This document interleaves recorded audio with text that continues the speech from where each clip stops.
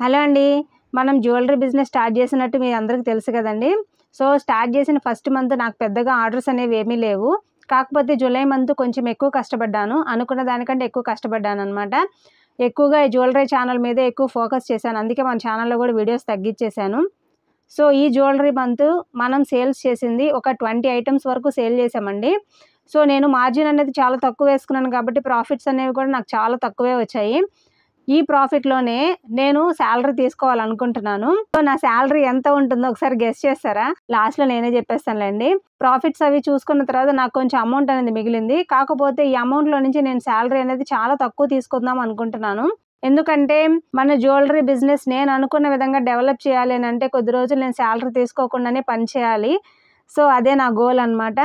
So, మన business develop అయ్యేంత వరకు నేను సాలరీ అయితే రూ. 1 తీసుకుందాం అనుకుంటున్నాను. మీ అందరూ ఇలాగే సపోర్ట్ చేయాలని మనస్ఫూర్తిగా కోరుకుంటున్నాను.